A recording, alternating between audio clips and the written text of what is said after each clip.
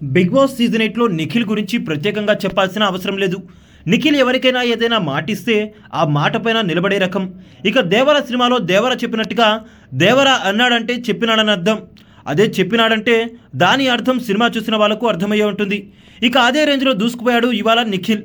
Big boss పెట్టిన mega chief contendership టాస్క్లో నిఖిల్పై పృథ్వీ చాలా అగ్రెసివ్ అయ్యాడు.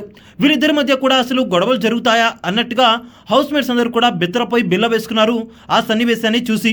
పృథ్వీ అయితే గొడవ పడి ఉండొచ్చు, కానీ నిఖిల్ మాత్రం ఎవరితోనైనా ఒకసారి ఒక రిలేషన్ పెట్టుకుంటే ఆ రిలేషన్కి చాలా గౌరవం ఇచ్చే వ్యక్తి Nikhil.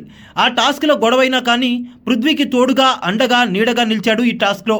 Big boss Prithvi T shirt వస్తుందని చెప్పడంతో హౌస్ మేట్స్ అందరూ కూడా కాచుకొని కూర్చొని ఉన్నారు.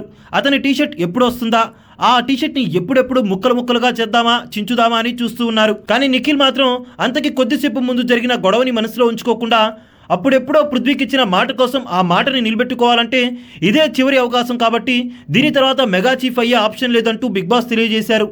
నా మాట నిలబెట్టుకోవాలంటే ఇదే చివరి అవకాశం అని భావించిన నిఖిల్ ఆ టీషర్ట్ని విసిరేగానే గట్టిగా ఒరిస పట్టుకొని పృథ్వీ వైపు విసిరాడు. ఇక పృథ్వీ వైపు హౌస్ మేట్స్ అందరూ కూడా పరుగులు తీసి ఆ టీషర్ట్ని లాక్కునే ప్రయత్నం చేస్తున్నప్పుడు పృథ్వీ కోసం అడ్డుగోడగా నిలిచి వారందరి దగ్గర నుంచి కూడా అతన్ని తప్పించి ఆ టీషర్ట్ని అతని బొమ్మకు ధరించేలాగా చేయించాడు నిఖిల్. అలా తను ఇచ్చిన మాట కోసం గొడవైన తర్వాత కూడా దోస్తీ మే సబ్ చల్తా హై అన్నట్లు నిఖిల్ అయితే పృథ్వీకి సహాయం చేశాడు. ఇక ఇందులో భాగంగా పృథ్వీ అయితే కంటెండర్షిప్ అయితే పొందాడు. ఇలా నిఖిల్ సహాయంతో పృథ్వీ మరొకసారి మెగా చీఫ్ కంటెండర్షిప్ను అయితే పొందాడు. ఇక మెగా చీఫ్ అవ్వడానికి మిగిలి ఉన్న ఆఖరి అవకాశాన్ని సరిగ్గా సద్వినియోగం చేసుకోవడానికి, అలానే తను అన్న మాటకు కట్టుబడి ఎలాగైనా గెలిపించాలని నిఖిల్ అయితే చాలా కసిగా కనిపిస్తున్నాడు ఈ వారం.